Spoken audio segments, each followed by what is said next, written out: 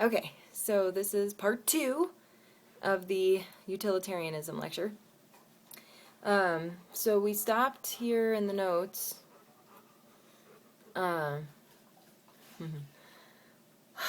with happiness. If you look at the beginning of page 13, let's just look at the very top. The creed which accepts as the foundation of morals utility, or the greatest happiness principle, holds that actions are right in proportion as they tend to promote happiness. Actions are wrong as they tend to produce the reverse of happiness. So he's just stating what we've already said. An action is right if it promotes happiness. An action is wrong, morally speaking, if it does not promote happiness, if it promotes suffering. Okay? So, next he defines what happiness is. And I've written it here, and he says it next. By happiness is intended pleasure and the absence of pain. So, we've defined good as happiness, and we've defined happiness as pleasure. Now, the next thing that Mill does is a standard philosophical move. Philosophers are notorious for, and there's a good reason why, they are notorious for bringing up arguments against what they say. They anticipate what their opponents may say to them and answer what those opponents might say, arguments against them. They answer them before their opponents have the opportunity to even bring up a flaw in their argument. So he does that here. And the opponent, I've written it here, the opponents of Mill, to suppose that life has no higher end than pleasure, they, these opponents, designate as utterly mean and groveling, as a doctrine worthy only of swine. He talks here about Epicureanism, which is an ancient Greek school of thought that also understands the goal of human life to be pleasure. But here's the problem. So the opponents say, wait a minute, the goal of pigs is to achieve pleasure. That's what a pig's goal is, swine. So you're trying to say that human beings are no better than pigs? That we have the same end goal? We all want pleasure. You're suggesting that we're no better than pigs. This is utterly mean and groveling. This is completely offensive. Therefore, Mill, your premise that happiness is pleasure and that our end goal is pleasure must be flawed, because clearly human beings are superior to pigs, and our end goals for our lives are superior to the end goals of pigs. So Mill's response is, actually, you, opponents, are the ones who are being offensive. You're suggesting that our pleasure, human pleasure, is the same as the pleasure experienced by a pig. We may indeed have the same end goal, pleasure, but human pleasure is very different than a pig's pleasure. Pigs get pleasure from rolling around in the mud. They have purely bodily pleasure. But there's another kind of pleasure, and this is the kind that human beings care about. It's a higher kind of pleasure that only human beings can achieve, and it is an intellectual pleasure, a moral pleasure. Only human beings have the opportunity to experience that kind of pleasure, because only human beings have the deep ability for reason and moral awareness. Pigs don't. No other living thing appears to have, certainly not to the degree that we do, these kinds of abilities. So, see that I've written here, pleasures exist in a hierarchy, mental and bodily. eating the McDonald's certainly affords me bodily pleasure, but it's not going to afford me mental pleasure. In fact, it's going to afford me mental suffering. That's what it's going to do eventually. So I've written the quote here: a beast's pleasures do not satisfy a human being. We are not satisfied with just having bodily pleasures. Sure, everybody loves sex and eating and getting drunk and whatever, and those things are, they have a place in the human life, and the body has a place in the human life. But people who live like that, all they do is party, in other words, a hedonistic lifestyle, they don't achieve fulfillment. Because fulfillment doesn't come from yummy things on your tongue. Fulfillment comes from deep, intimate, interpersonal relationships with other human beings. It comes from intellectual satisfaction and challenges. It comes from struggle and growth. It comes from the human spirit. That is the kind of pleasure that truly fulfills a human being. And it is not the same as the pleasure of a pig. My dog is making a fuss over here. So, as I say here, this second bullet point, all happiness is pleasure, but not all pleasure is happiness.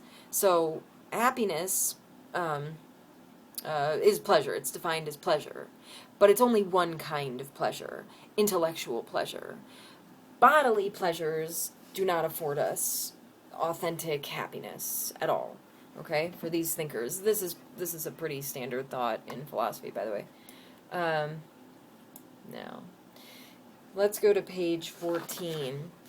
So, he does something here that is very intellectually responsible. He doesn't just say, intellectual pleasures are superior to bodily pleasures, and that's that. You should just take my word for it. He doesn't do that. He provides some semblance of evidence. He says, how do we know that mental pleasures are superior to these bodily pleasures? And I've written down what he says here. Of those who have experienced both mental and bodily pleasures, these two kinds of pleasure, more of these people prefer... I wrote something wrong. I'll change that. More people prefer the mental pleasures, even though those kinds of pleasures are more difficult to attain and also allow for greater suffering. That idea that ignorance is bliss, well, intellectual pleasures has something to do with the acquisition of knowledge, the dispelling of ignorance in one's life. So once I start to acquire knowledge of the way the world really is, I would have to be inhuman not to suffer from that acquisition of knowledge. Because the world can be a pretty atrocious place. Human beings do unspeakable things. And as a 5-year-old child, I didn't know that. So I lived a carefree, blissful kind of life. But the pleasure that I got from that life was not a very deep, human pleasure. It was more of the bodily pleasure. And it was, you get, as a child, perhaps you get pleasure from having friends and having parents or brothers or sisters who love you and take care of you. But it's not because I didn't have the capacity as a 5-year-old to think deeply about those things and my part in them and what I can give back to my family and friends and just how deeply significant in the human life is friendship. How it would be virtually impossible for us to flourish without friends in our lives. I didn't think about that as a 5-year-old child because 5-year-olds kind of don't. So the pleasure I got from having friendships is not the same, and it's certainly not as extraordinary as the pleasure that I get now from having friendships that are deep and that I recognize as being a vital aspect of what it is to be human. So, given that I have experienced these different kinds of pleasures, the bodily ones, the mental ones, I wouldn't choose, as blissful as it was to be a child and not have to deal with the kind of suffering that comes with having more knowledge of the way things are, I still wouldn't choose to go back there.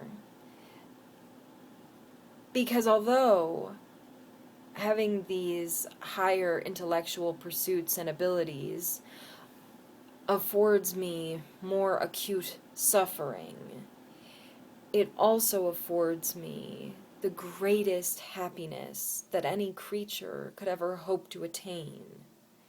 And it is only something that a critically thinking human being can attain. I have the opportunity to think about what it means to be me, to be a woman, to be human, and to choose, deeply choose, how to pursue those things. There isn't anything else on the planet that appears to have that capacity but an adult human being in possession of all of his faculties. Pigs don't have that ability and children don't have that ability.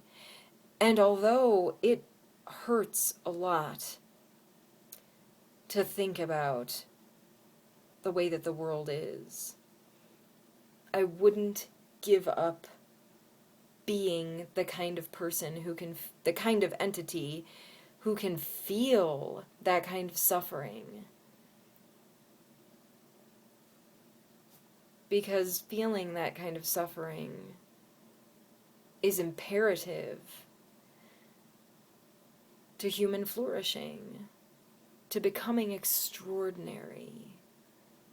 And it's imperative to thinking about things like the meaning of life, God.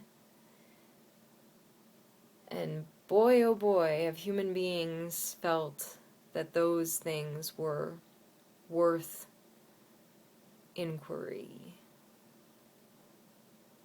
And I think that they are too. So, this line that I've written, this quote here that I wrote out in the notes, is one of the most famous quotes in all of philosophy. It's better to be a human being wait a minute. I wrote that down wrong. Sorry. A human being dissatisfied than a pig satisfied. Better to be Socrates dissatisfied than a fool satisfied. It's better to be the kind of creature that has the opportunity for these extraordinary pleasures, even if you don't get to feel them that often, than to be a creature that can only feel lower pleasures and gets to feel them often. I would never give up being an educated, critically thinking human being for all the suffering it has afforded me. And I can tell you right now, being one who has devoted her life to philosophy has afforded me the greatest of suffering. It hurts a lot to spend your life literally every day questioning your existence, questioning if there is something like God, or meaning, or order, or goodness, or value. Because that's what philosophy does, and that's what it has done for thousands of years. It hurts, and it's scary to think that things that we're told to believe that we're told are true are not. That maybe what it means to be a woman or to be an American is not written in stone.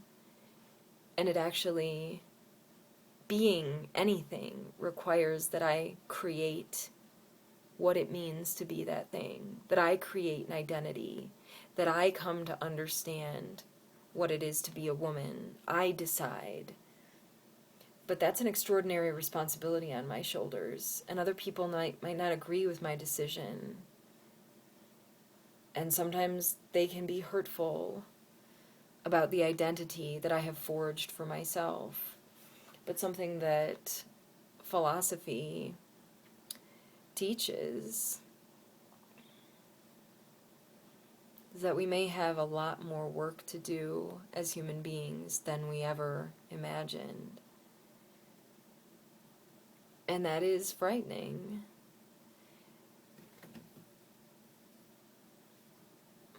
But I wouldn't give it up to be a pig.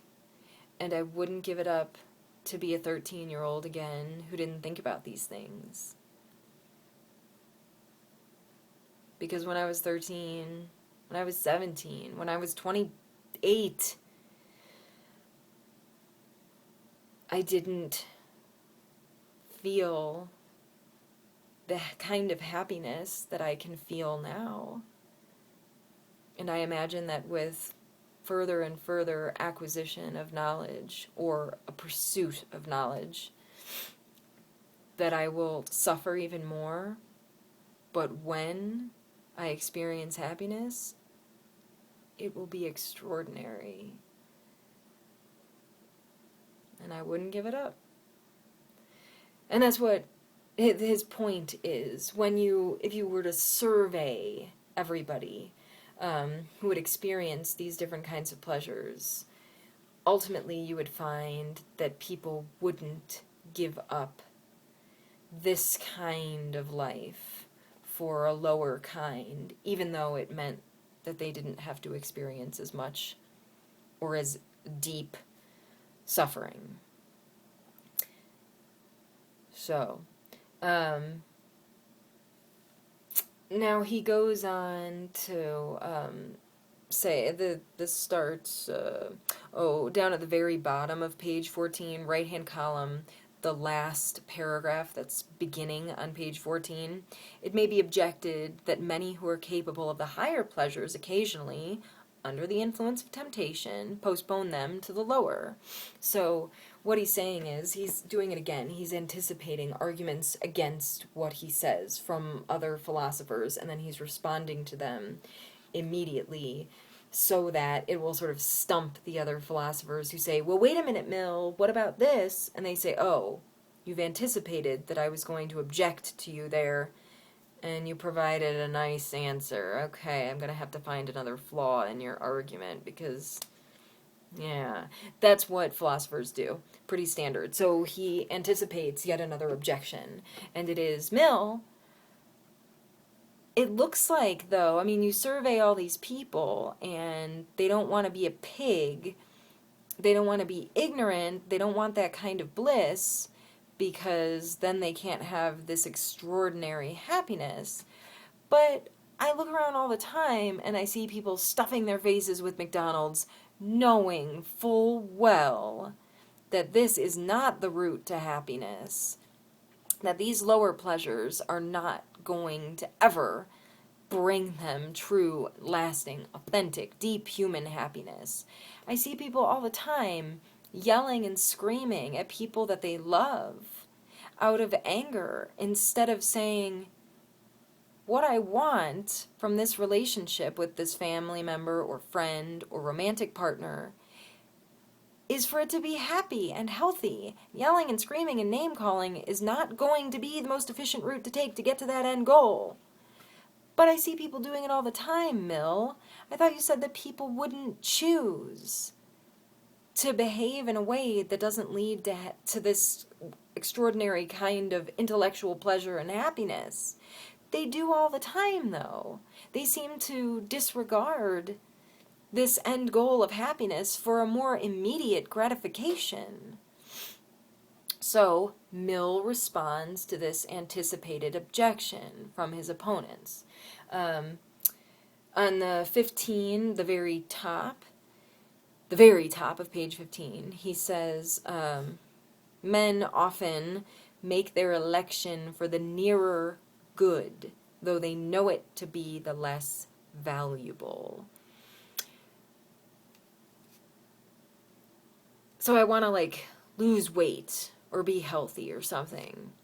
Well, you know how long it takes to lose 10 pounds? Even if I start and I just start immediately and do really, really, really well and I don't screw up my diet, my exercise routine, it's still going to take a month, maybe 3 weeks, I don't know, whatever. It's still going to take a little bit. So even though I recognize that having, being in good health is absolutely valuable and a worthy goal to pursue, and it's better than eating the McDonald's, the pleasure and the happiness that is gotten from my health is kind of far away. It's going to take a little while, because I can't just get it right now. But the pleasure that comes from the McDonald's is right around the corner. I can have it in 5 more minutes.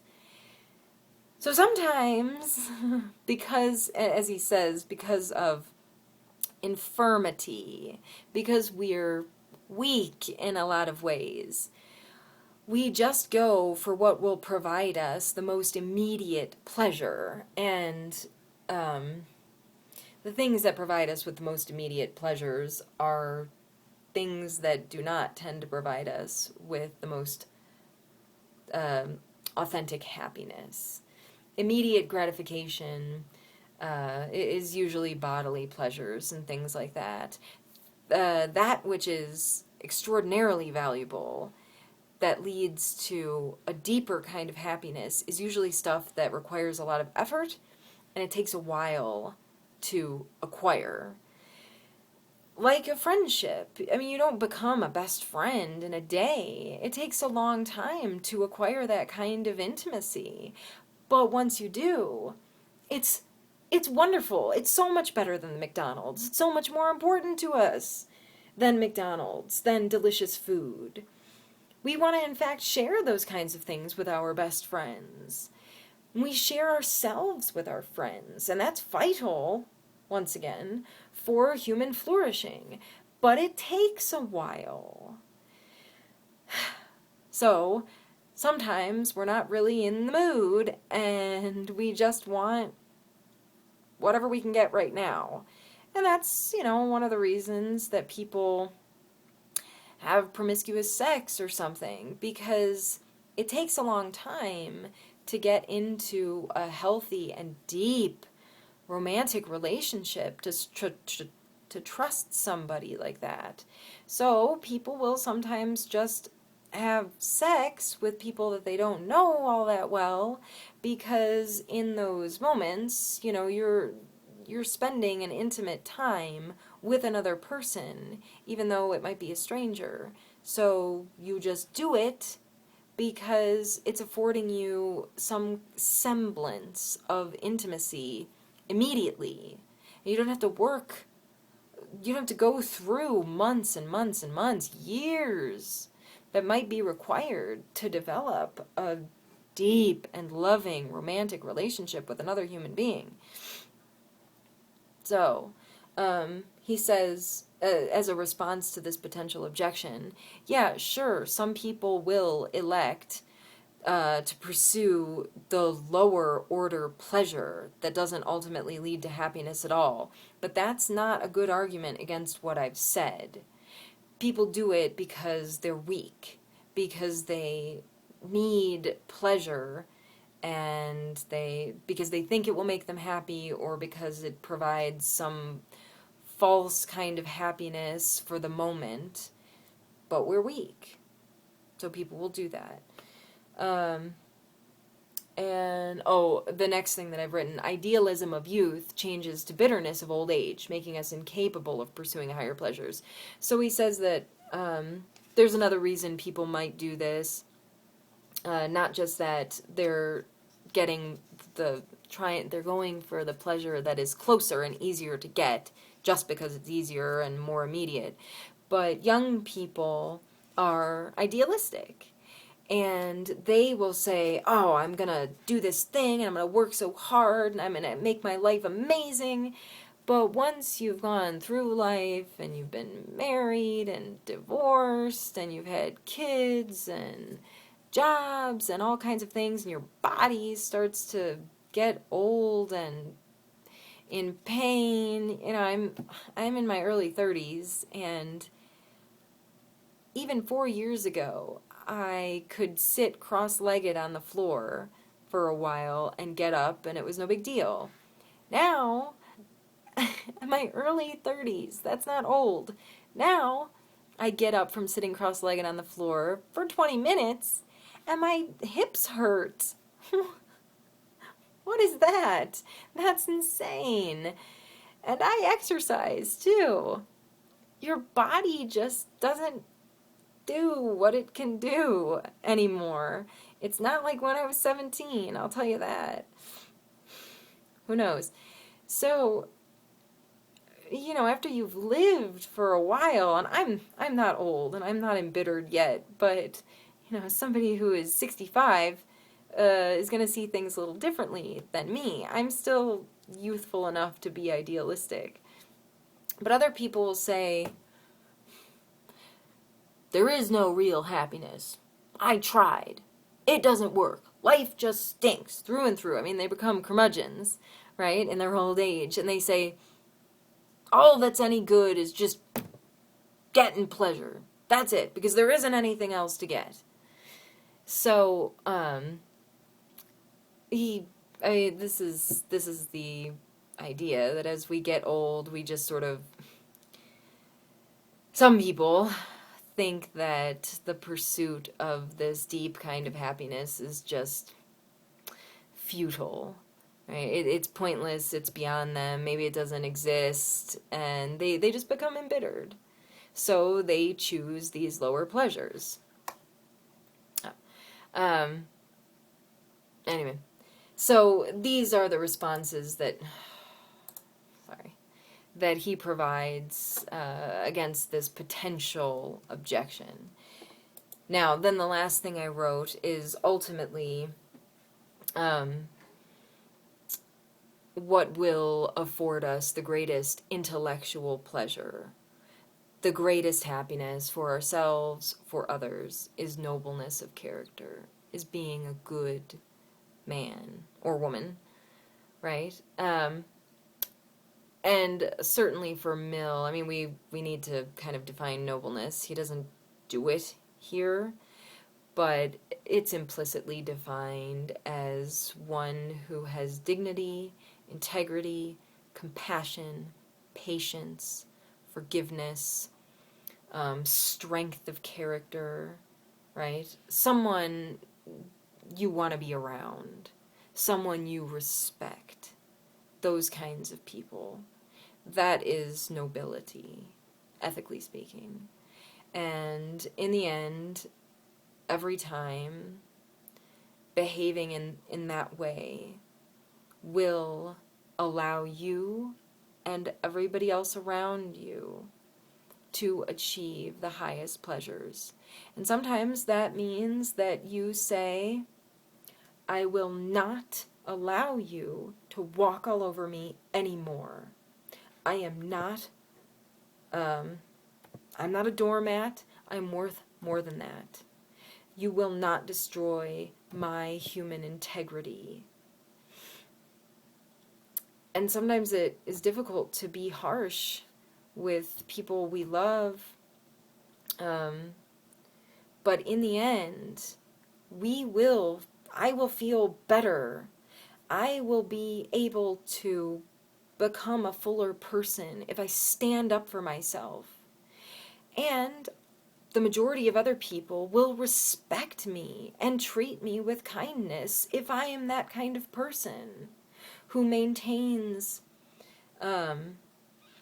kindness to myself as well as to others. So, anyway, I think that was all I was going to pull out of this, I think. He actually, you'll notice on page 16, in the left-hand column, the new section that's starting after those three dots, there's a portion that's cut out there. This is actually an excerpt from a book. It's a whole book. This is where he mentions the benevolent spectator, and he's talking about Jesus himself. Go down about 10 lines, and he says, so utilitarianism requires him to be as strictly impartial as a disinterested and benevolent spectator. In the Golden Rule of Jesus of Nazareth, we read the complete spirit of the ethics of utility. So, the Golden Rule put forth by Jesus, Mill is suggesting, is where you really come to understand what utilitarianism is all about, by looking at the Golden Rule, by looking at what Jesus said. And of course, Jesus does not maintain that it's better to let half of the people starve so that the other half can eat their fill. That is not something Jesus maintained. Jesus maintained equal compassion for all. That is what creates a noble character, one who shows compassion for all. Okay? To do as you would be done by, and to love your neighbor as yourself. These ideas constitute the ideal perfection of utilitarian morality. So, the way to maximize the most happiness for the most people in any situation is by thinking of the Golden Rule, by loving thy neighbor as thyself, showing compassion, right? And I think he might have something here. Okay? Anyway, so hopefully this will help aid in your discussion question, which is due then this Sunday, September 8th, by 11:59 p.m. Okay? So I'll put up the next lecture on what are we on, we're skipping chapter 3, and believe me, you don't know, but you're happy about it. You don't know it right now, but you love me for having you skip that chapter. Oh, so chapter 4 is, good stuff. One of my favorite philosophers. Okay, goody. So I'll put up that lecture soon, and I'll put it up sooner than this one, because there's a program that TMCC gave me to use, and it's not happening. So finally I was just like, I'm just making an iPhone video. This is nonsense. So it works fine. So whatever, I can do it again soon. Alright? So, bye guys. Be noble.